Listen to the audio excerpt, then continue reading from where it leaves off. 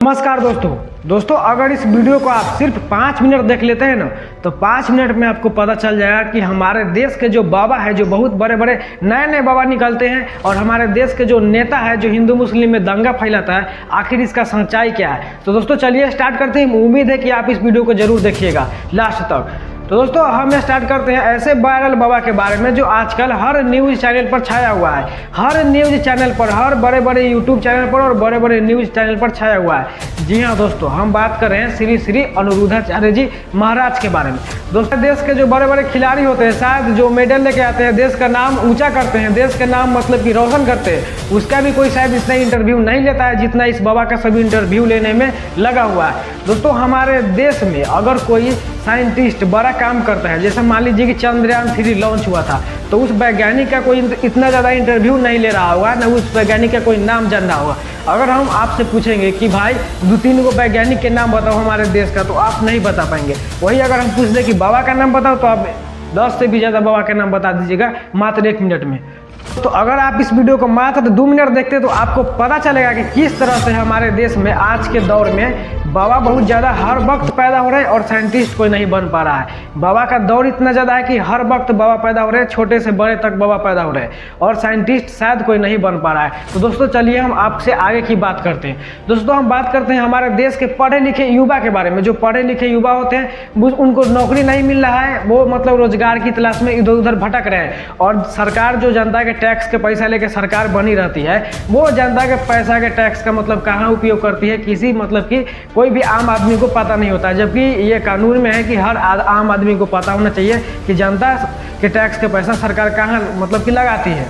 आज हम अगर बात करें बाबा के बारे में, तो आज हमारे जो पढ़े लिखे युवा है उस पर बाबा हावी हो चुके हैं। हमारे जो पढ़े लिखे युवा है वो नौकरी की तलाश में भटक रहे हैं, घर से उनको लात मिल रहा है, बाहर से बात मिल रहा है। लेकिन हम बाबा की बात करें तो बाबा का लाखों करोड़ों फैंस है, मतलब समझ रहे हैं आप, लाखों करोड़ों फैंस से पंडाल में उनसे मिलने आते हैं, चपा के मर जाते हैं, फिर भी नहीं मानते हैं और लगातार उनके भक्ति में लीन रहते हैं। और ऐसा क्यों होता है? हमारे देश के जो भी बाबा है वो मतलब कि इतना मतलब कि बाबा का क्रेज है और इतना ज़्यादा उनके पास लोग क्यों आते हैं? तो भाई देखिए, अंधभक्तों की हमारे देश में कमी नहीं है। 140 करोड़ से भी ज़्यादा जनसंख्या है हमारे देश का, और उसमें से 130 करोड़ लगभग अंधभक्त में ही मतलब कि पूरा डूबा हुआ है। आप एक बार इस मतलब कि जनसंख्या को एक बार देखिएगा तो आप चौंक जाइएगा कि और ये क्या है, कोई शिक्षा लेने वाला दरबार है कि कथा सुनने वाला दरबार?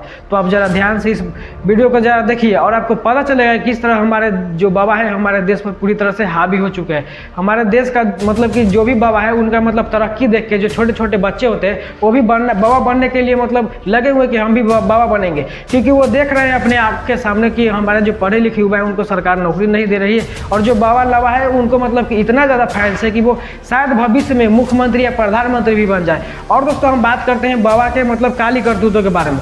बाबा अपने तो बाबा के दरबार में बहुत सारे लोग आते हैं और उसमें से बहुत सारे लोग मर जाते हैं, लेकिन बाबा पर कोई कार्रवाई नहीं होता है। हाथरस कांड की आप बात कीजिएगा तो हाथरस कांड में बहुत सारे लोग मर गए, लेकिन बाबा पे कोई कार्रवाई नहीं हो रहा है।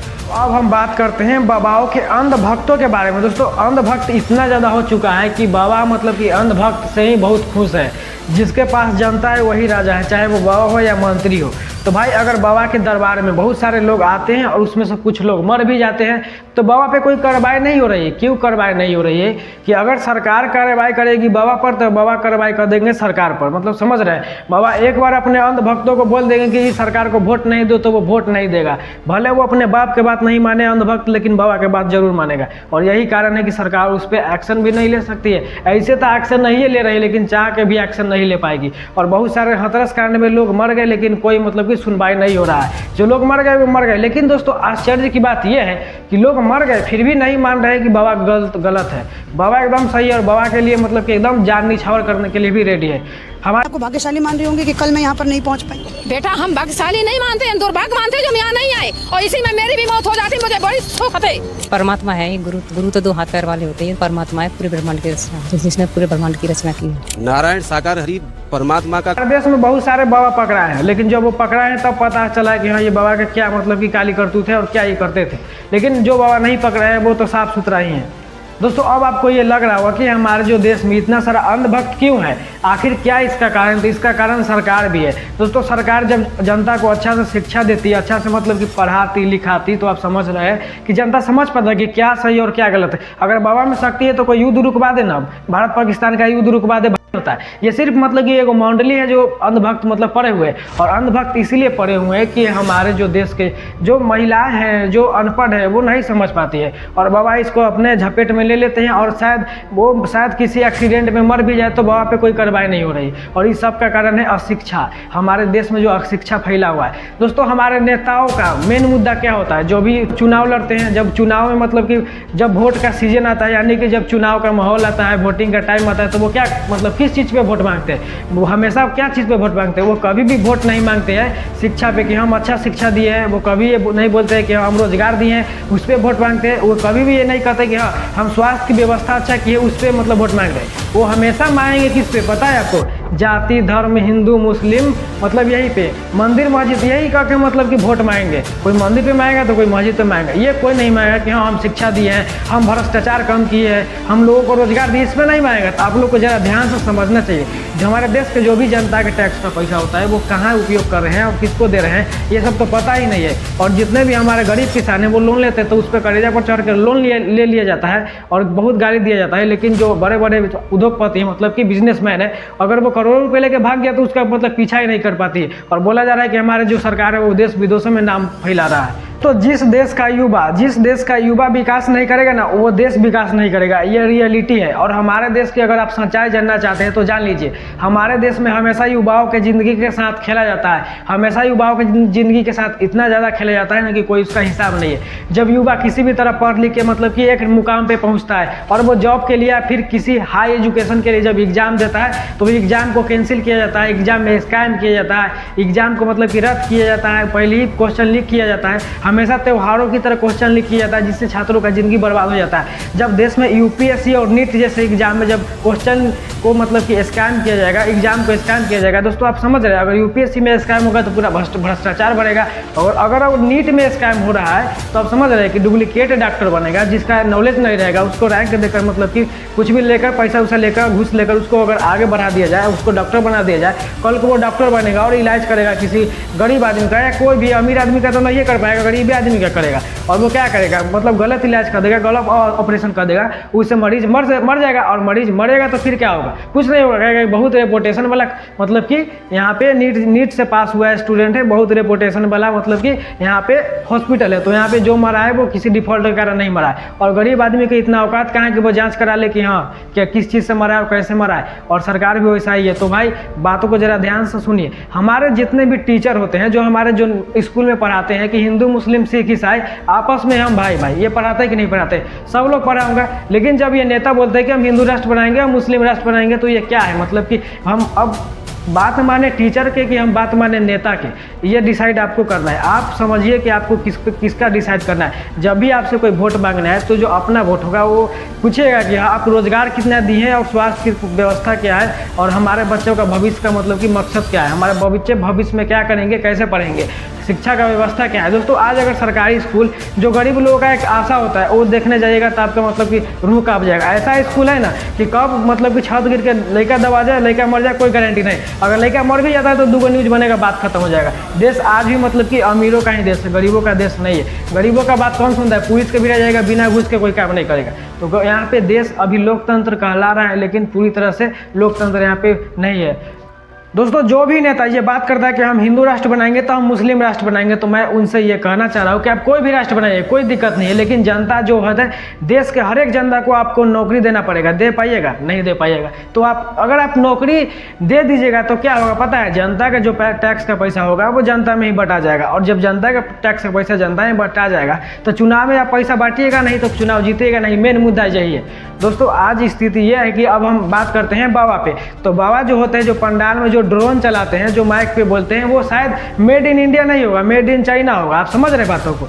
तो भाई मेड इन इंडिया ड्रोन बनाने के लिए, मेड इन इंडिया ये माइक बनाने के लिए, बढ़िया बढ़िया उपकरण बनाने के लिए हमारे देश में इंजीनियर होना चाहिए। और इंजीनियर तभी बनेगा जब क्वेश्चन लीक नहीं होगा, पेपर लीक नहीं होगा और स्कैम नहीं होगा।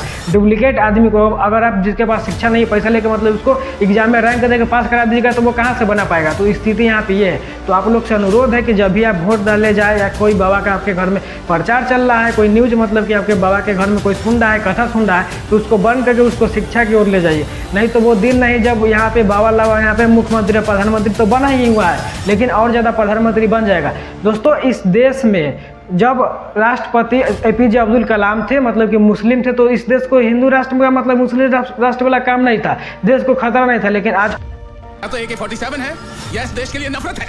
ASP, ये नफरत तुम जैसे बेईमानों ने अपने स्वार्थ के लिए पैदा की है। हर इंसान पहले हिंदुस्तानी है, फिर बाद में मुसलमान या हिंदू। इस देश की आजादी के लिए जितना खून हिंदुओं ने बहाया है, उतना ही खून मुसलमानों ने बहाया है। अरे बंद करिए हिंदू और मुसलमान के नाम पर देश को बांटने का खेल, क्योंकि जिस दिन इस जनता को ये खेल समझ में आ गया ना, उस दिन तुम्हें अपना सर छुपाने के लिए ये जमीन भी कम पड़ेगी। आम आदमी जो होता है, जो हिंदू हो या मुस्लिम हो, जो आम आदमी होता है, उसको सिर्फ कुछ भी से लेना देना नहीं है। वो कमाने खाने वाला आदमी होता है, उसको एक रोजगार दे दीजिए, नौकरी दे दीजिए, उसका जीवन ऐसे चल जाएगा। लेकिन ये जो धर्म के ठेकेदार होते हैं, जो न्यूज़ चैनल पर वो मौला बैठता है, वो बाबा बैठता है और भाषण करता है, उसी के चक्कर में पूरा मतलब कि माहौल बनता है। उसको इतना ज़्यादा जनता को बेवकूफ़ और डराया जाता है कि हाँ तुम खतरा में हो। तो ऐसा कुछ भी नहीं है। आज यही कारण है कि सब लोग बोल रहे हैं कि देश बढ़ा है, लेकिन देश कहाँ बढ़ा है? आज भी ऐसे ऐसे गरीब लोग हैं जो आप देखेगा तो आपका मतलब कि दिल मतलब कि कांप जाएगा। ये बहुत अफसोस के साथ ये कहना पड़ रहा है कि आज जो भी हमारे यहाँ सोशल मीडिया ऐप चल रहा है, चाहे वो यूट्यूब हो, फेसबुक हो, गूगल हो, इंस्टाग्राम हो, व्हाट्सअप हो, चाहे जो भी आप सोशल मीडिया उठा लीजिए, वो अपना इंडिया का नहीं है। क्यों नहीं है? क्योंकि हमारे देश में जो रियल लोग होते हैं, जो पढ़ने वाले होते हैं, वो तो एग्जाम स्कैम में फंस जाते हैं, एग्जाम में पास ही नहीं हो पाते। जो पैसा वाला होता है, डुप्लीकेट होते हैं, वो आगे भाग जाते हैं, आगे जाके वो कुछ नहीं कर पाते हैं, ना कोई ऐप बना पाते हैं। तो ऐसे में क्या होगा? जो भी यहाँ पे जो बाबा होते हैं, जो न्यूज़ चलाते हैं, अपना भाषण देते हैं, लोगों को उल्लू बनाते हैं, मतलब ज़बरदस्ती किसी भी तरह के भाषण देके लोगों को उल्लू बनाते हैं और अंधभक्त फंस जाता है। वो प्लेटफॉर्म यूट्यूब होता है, फेसबुक होता है, वो अपना है ये नहीं है। हम दूसरे के मतलब कि दूसरे के भरोसे कब तक जिएंगे? लेकिन ये सब पर बात नहीं करेगा, सिर्फ करेगा कि हाँ हिंदू, मुस्लिम, सिख, ईसाई, ये सब करेगा और चुनाव के मुद्दा हमेशा मंदिर और मस्जिद रखेगा। तो आपसे अनुरोध है कि जब भी आप किसी को वोट दें तो अपना बच्चे का भविष्य देख के वोट दें। आपका बच्चे का जो पेट होता है वो हिंदू मुस्लिम से नहीं भरने वाला है, शिक्षा और रोजगार से भरने वाला है। तो आप जो भी फैसला लेंगे आप सोच समझ कर अच्छे से लीजिएगा। दोस्तों अगर इस वीडियो में आपको थोड़ा भी कोई जानकारी मिला हो तो अपना राय कमेंट बॉक्स में जरूर दें, और वीडियो अच्छा लगा हो तो लाइक करें। इस वीडियो को मैं यही समाप्त कर रहा हूँ क्योंकि ये लंबा हो जाएगा तो आप लोग को भी थोड़ा तकलीफ हो जाएगा। चलिए हो सके तो सब्सक्राइब भी कर लीजिए, ताकि इस तरह के मतलब कि जो बात होता है आपको डायरेक्ट पहुंचाया जाए। कोई भी इस तरह की बात नहीं बोलेगा, घुमा फिरा के कोई बोलते रहेगा, लेकिन मैं जो बात बोलूँगा आपको सिंपल और सटीक भाषा में पूरा समझ में आएगा। दोस्तों चलिए मिलते हैं किसी ऐसे वीडियो में। धन्यवाद।